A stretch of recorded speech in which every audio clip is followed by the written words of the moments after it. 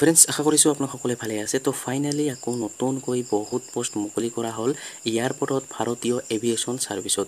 যদিহে আপোনালোকে এয়াৰপৰ্টত চাকৰি কৰিব বিচাৰে তো আপোনালোকে কৰিব পাৰিব। তো ভাৰতীয় এভিয়েশ্যন ছাৰ্ভিচত বহুত পোষ্ট মুকলি কৰা হৈছে। তো আপোনালোকে যদি চাকৰি কৰিব বিচাৰে তো সোনকালে আপোনালোকে আবেদন কৰি লওক। ইয়াৰ অলৰেডি এপ্লাই আৰম্ভ হৈ গৈছে। তো এই চাকৰিটো কৰিবৰ কাৰণে আপোনাক এডুকেশ্যন কোৱালিফিকেশ্যন কিমান হ'ব লাগিব, বয়স কিমান হ'ব লাগিব, আৰু ইয়াৰ চিলেকশ্যন প্ৰচেছটো কেনেকুৱা হ'ব, আৰু আবেদন কৰাৰ সময়ত কোনসকল কেণ্ডিডেট কিমান এপ্লিকেশ্যন ফিজ দিব লাগিব, আৰু কেনেকৈ আপোনালোকে আবেদন কৰিব। তো আজিৰ এইটো ভিডিঅ'ত মই আপোনালোকক A to Z জনাই দিম। তো ভিডিঅ'টো অলপো স্কিপ নকৰাকৈ প্ৰথমৰ পৰা শেষলৈ চাই থাকিব। আৰু যদি মোৰ চেনেলত নতুন হৈ আছে তেনেহ'লে প্লিজ চেনেলটো ছাবস্ক্ৰাইব কৰিব আৰু কাষত থকা বেল আইকনটো অন কৰি দিব। আৰু এইটো ভিডিঅ' আপোনাৰ বন্ধু বান্ধৱীসকলৰ ওচৰত হোৱাটছআপত ফেচবুকত যিমান পাৰে আপোনালোকে শ্বেয়াৰ কৰি দিব, যাতে সকলোৱে এই ভিডিঅ'টো চাই এয়াৰপৰ্টৰ চাকৰিৰ বাবে আবেদন কৰি ল'ব পাৰে। তেন্তে বলক ভিডিঅ'টো আৰম্ভ কৰোঁ। তো প্ৰথমতে আপোনালোকে ইয়াৰ ফুল ডিটেইলছটো জানি লওক। ইয়াৰ পিছত আপোনালোকে আবেদন কেনেকৈ কৰিব মই ভিডিঅ'ৰ শেষত আপোনাক A to Z জনাই দিম।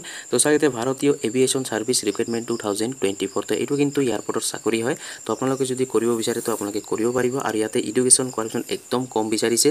তো কিমান এডুকেশ্যন কোৱালিফিকেশ্যন হ'লে আপোনালোকে আবেদন কৰিব পাৰিব, তো আপোনালোকে ভিডিঅ'টো চাই থাকিব। তো তাৰপিছত চাৰিতে আপোনালোকে আপোনালোকে অৰ্গেনাইজেশ্যন নেম হ'ব আপোনাৰ চাগে ভাৰতীয় এভিয়েশ্যন ছাৰ্ভিচ। তো ইয়াৰ অৰ্গেনাইজেশ্যন নেম হ'ব আপোনাৰ ভাৰতীয় এভিয়েশ্যন ছাৰ্ভিচ। ইয়াতে কিন্তু দুটা বিভাগত পোষ্ট মুকলি কৰা হৈছে।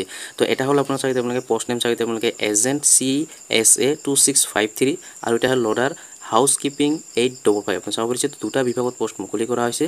তো আপুনি বেলেগ বেলেগ বিভাগত আপোনাৰ দুটা বিভাগত কিন্তু বেলেগ বেলেগ আপোনাৰ এডুকেশ্যন কোৱালিফিকেশ্যন লাগিব। তো টোটেল আপোনাৰ চাগে আপোনালোকে 3508 পোষ্ট ইয়াতে মুকলি কৰা হৈছে। তো 3508টা পোষ্ট ইয়াতে মুকলি কৰা হৈছে। তো বহুত পোষ্ট মুকলি কৰা হৈছে। যদিহে আপোনালোকে চাকৰি কৰিব বিচাৰে তো সোনকালে আপোনালোকে আবেদন কৰি লৈ লওক। তো তাৰপিছত চাগে আপোনালোকে হু কেন এপ্লাই, ইয়াতে অল ইণ্ডিয়া কেন কিন্তু ইয়াতে এপ্লাই কৰিব পাৰিব। মেল ফিমেল দুটাই কিন্তু ইয়াতে আবেদন কৰিব পাৰিব। তো তাৰপিছত চাগে আপোনালোকে এপ্লাই ডেট চাগে অলৰেডি ষ্টাৰ্ট হৈ গৈছে। তো আপোনালোকে যদি আবেদন কৰিব বিচাৰে তো আপোনালোকে আবেদন কৰিব পাৰিব। তো তাৰপিছত চাগে আপোনাৰ এপ্লাই মোৰ আপোনাৰ অনলাইন হ'ব। তো আপোনালোকে অনলাইন এপ্লাই কৰিব লাগিব। তো ইয়াৰ পিছত চাগে আপোনালোকে সিলেকশ্যন প্ৰচেছ হয়। আপোনালোকে সিলেকশ্যন প্ৰচেছটো আপোনাক অনলি CBT এক্সাম হ'ব। যদি আপোনালোকে CBT এক্সামত পাছ হয় তো আপোনালোকে 110% চাকৰি লাভ কৰিব। তো আপুনি নিশ্চয় গম পালে সিলেকশ্যন প্ৰচেছ অনলি CBT এক্সাম হ'ব। তো তাৰপিছত চাগে আপোনালোকে ভাৰতীয় এভিয়েশ্যন ছাৰ্ভিচ ৰিক্ৰুটমেণ্ট 2024 চেলাৰী। তো চেলাৰী চাগে আপোনালোকে 13,000ৰ পৰা লৈ চাগে আপোনালোকে 30,000 লৈকে কিন্তু পাৰ মান্থ চেলাৰী আপোনালোকে লাভ কৰিব। তো 13,000ৰ পৰা লৈ আপোনালোকে 30,000 লৈকে কিন্তু পাৰ মান্থ চেলাৰী লাভ কৰিব। তো চেলাৰী আপোনালোকে কিন্তু যথেষ্ট লাভ কৰিব। তো সোনকালে আপোনালোকে আবেদন কৰি লৈ লওক। তো তাৰপিছত চাগে আপোনালোকে এপ্লিকেশ্যন ফি। তো যেতিয়া আপোনালোকে আবেদন কৰিব তো আপোনালোকে এপ্লিকেশ্যন ফিজ কিমান দিব লাগিব, কোনসকল কেণ্ডিডেট চাগে আপোনাক জনাই দিয়া হৈছে। তো চাগে আপোনালোকে দুটা বিভাগত আপোনাক বেলেগ বেলেগকৈ হ'ব। চাগে আপোনালোকে যিটো আপোনালোকে এজেণ্ট CSA যিটো পোষ্ট আছে এইটো যদি আপোনালোকে আবেদন কৰে তেনেক্ষেত্ৰত চাগে আপোনালোকে পে'মেণ্ট কৰিব লাগিব 380 টকা। 380 আপোনাক ইয়াতে পে'মেণ্ট কৰিব লাগিব। 2 নম্বৰ চাগে আপোনাৰ 2 নম্বৰ যিটো পোষ্ট, যিটো আপোনাৰ লোডাৰ হাউচ কিপিং যিটো পোষ্ট হয় এইটো যদি আপোনালোকে আবেদন কৰে তেনেক্ষেত্ৰত চাগে আপোনালোকে 340 আপোনাক কিন্তু ইয়াতে পে'মেণ্ট কৰিব লাগিব প্লাছ GST। তো আপুনি নিশ্চয় গম পালে।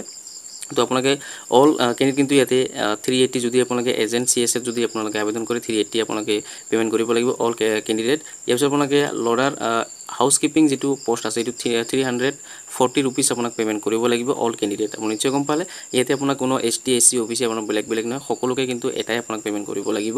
380 এজেণ্ট CS2 হ'ল, তাৰপিছত 342 হ'ল আপোনাৰ লোডাৰ হাউচ কিপিং যিটো পোষ্ট হয় সেইটোত আপোনালোকে আবেদন কৰিলে 340 ৰুপিজ আপোনাক পে'মেণ্ট কৰিব লাগিব সকলো কেণ্ডিডেটক। আপুনি নিশ্চয় গম পালে।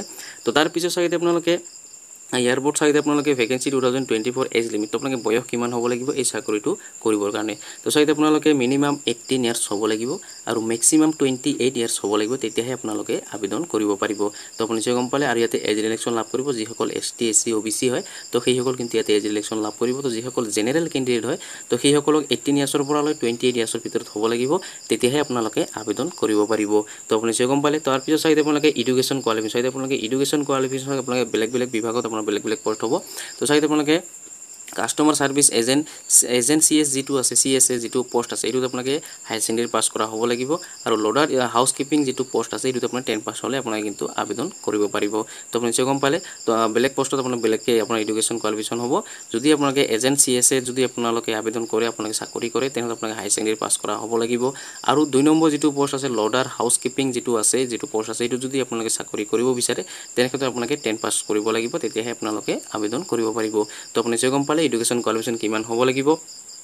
তো তো তাৰ পিছত চাই আপোনালোকে হাউ টু এপ্লাই দে এপ্লাইৰ বিষয়ে আপোনাক জনাই দিয়া আছে কেনেকৈ আপোনালোকে এপ্লাই কৰিব লাগে ষ্টেপ বাই ষ্টেপ আপোনাক ইয়াতে জনাই দিয়া হৈছে তো এতিয়া আপোনালোকে আবেদন কেনেকৈ কৰিব সেই প্ৰচেছটো মই আপোনালোকক জনাই দি আছোঁ তো আবেদন কৰিব লগা হ'লে আপোনাক সবৰ প্ৰথম আপোনালোকে এইটো ৱেবছাইটত আহিব লাগিব তো ভাৰতীয় এভিয়েশ্যন সাৰ্ভিস যেটো অফিচিয়েল ৱেবছাইট তো আপোনালোকে এই অফিচিয়েল ৱেবছাইটত আহিব লাগিব আৰু এইটো ৱেবছাইটৰ লিংক মোৰ ভিডিও ডেসক্ৰিপচনত দি থৈ দিম তো তাতে ক্লিক কৰি দিলে আপোনাৰ সন্মুখত এনেকুৱাকে পেজটো ওপেন হ'ব তো ইয়াতে আহাৰ পিছত আপোনালোকে বহুত কিটা আপোনালোকে অপচন ইয়াতে চাব পাৰিব তো প্ৰথমতে আপোনালোকে ৰেজিষ্ট্ৰেচন হ'ব লাগিব ৰেজিষ্ট্ৰেচন কৰাৰ পিছতহে আপোনালোকে এপ্লাই কৰিব পাৰিব তো ৰেজিষ্ট্ৰেচন কৰিব লগা হ'লে চাইতে আপোনালোকে ওপৰত চাব পাৰিছে লগইন আৰু ৰেজিষ্টাৰ দুটা অপচন দিয়া আছে প্ৰথমতে আপোনালোকে ৰেজিষ্টাৰ কৰিব লাগিব তো ৰেজিষ্টাৰ কৰাৰ পিছতহে আপোনালোকে লগইন হ'ব পাৰিব তো আপোনালোকে ৰেজিষ্টাৰ প্ৰথমতে কেনেকৈ কৰিব তো চাইতে আপোনালোকে ৰেজিষ্টাৰ বটনত আপোনালোকে ক্লিক কৰিব লাগিব তো যেতিয়া আপোনালোকে ৰেজিষ্টাৰ বটনত ক্লিক কৰিব এতিয়া আপোনালোকে স্ক্ৰল ডাউন কৰিব তো স্ক্ৰল ডাউন কৰি চাইতে আপোনালোকে ৰেজিষ্ট্ৰেচন তো এতিয়া আপোনালোকে এই ফৰ্মখন আপোনাক ফিল কৰিব লাগিব তো প্ৰথমতে চাইতে আপোনালোকে সিলেক্ট প্ৰফাইল তো প্ৰথমতে সিলেক্ট প্ৰফাইলত আপোনালোকে ক্লিক কৰিব লাগিব ইয়াতে আপোনালোকে দুটা পোষ্ট আছে কোনটো পোষ্টত আপোনালোকে আবেদন কৰিব চাইতে আপোনালোকে দিয়া আছে তো সেই হিচাপে আপোনাক সিলেক্ট কৰিব লাগিব যদি প্ৰথমটো চাইতে আপুনি এয়াৰপোৰ্ট গ্ৰাউণ্ড ষ্টাফ যেটো আছে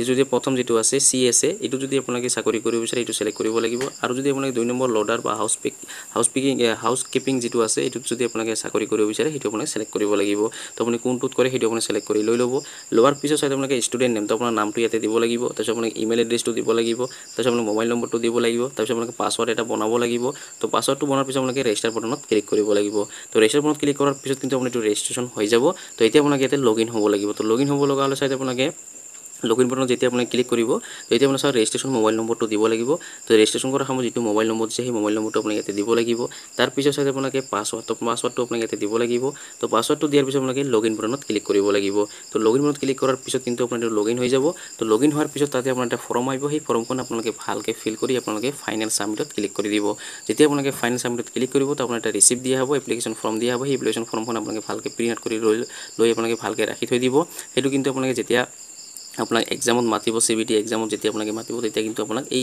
ৰিসিপ্টখন আপোনাক কিন্তু প্ৰয়োজন হ'ব তো আপোনালোকে এই ৰিসিপ্টখন আপোনালোকে ভালকে ৰাখি থৈ দিব আৰু এটো কিন্তু আপোনালোকে ঘৰতে বহি থাকি আপোনাৰ হাতত থকা স্মাৰ্টফোনেৰে কিন্তু আপোনালোকে আবেদন কৰি ল'ব পাৰিব তো আপোনাৰ কোনো দোকানত যোৱাৰ প্ৰয়োজন নাই আপোনালোকে ঘৰতে বহি থাকি কিন্তু আপোনালোকে আবেদন কৰিব পাৰিব তো আপোনালোকে নিশ্চয় গম পালে তো আপোনালোকে যদি ইয়াতে আবেদন কৰিব নোৱাৰে তো ইয়াতে কমপ্লিট ডিটেইলছ মই আপোনাক জনাই দিয়া নহয় আপোনালোকে কেনেকৈ আবেদন কৰিব লাগে আপোনালোকে যদি ফুল ডিটেইলছ ভিডিও যদি মোক লাগে আপোনাক তো আপোনাক কমেন্ট কৰিব তো কমেন্টত যদি আপোনালোকে কমেন্ট কৰিব মই ভিডিও বনাই আপোনালোকক জনাই দিম যে কেনেকৈ আপোনালোকে এভিয়েশ্যন ভাৰতীয় এভিয়েশ্যন সাৰ্ভিসছ আপোনাক কেনেকৈ আবেদন কৰিব ইয়াৰ পৰা চাকৰিৰ বাবে কেনেকৈ আবেদন কৰিব তো সেই ভিডিওটোত মই আপোনালোকে A to Z জনাই দিম তো আপোনালোকে যদি আপোনালোকে আবেদন কৰিব নোৱাৰে তো মই আপোনাক কমেন্টত জনাব তো ইয়াৰ ওপৰত ফুল ভিডিও বনাই মই আপোনালোকক জনাই দিম তো আপোনালোকে ইয়াৰ এপ্লাই লিংকৰ ভিডিও ডেসক্ৰিপচনত দি থৈ দিম তো তাতে ক্লিক কৰি আপোনালোকে এপ্লাই কৰি ল'ব পাৰিব যদি আপোনালোকে এপ্লাই কৰিব নোৱাৰে তো মই আপোনালোকে কমেন্ট কৰি জনাব তো আজি ভিডিওত ইমানেই আশা কৰিছো ভিডিওটো ভাল লাগিছে যদি ভিডিওটো ভাল লাগি থাকে তেনেহলে এটা লাইক কৰিব আৰু যদি মোৰ চেনেলত নতুন হৈ আছে তেনেহলে প্লিজ চেনেলটো সাবস্ক্ৰাইব কৰিব আৰু কাষত থকা বেল আইকনটো অন কৰি দিব আৰু এইটো ভিডিও আপোনাৰ বন্ধু বান্ধৱীসকলৰ ওচৰত হোৱাটছআপত ফেচবুকত যিমান পাৰে আপোনালোকে শ্বেয়াৰ কৰি দিব যাতে সকলোৱে এই ভিডিওটো চাই ইয়াৰ পৰা চাকৰিৰ বিষয়ে জানিব পাৰে বা এপ্লাই কৰি ল'ব পাৰে ধন্যবাদ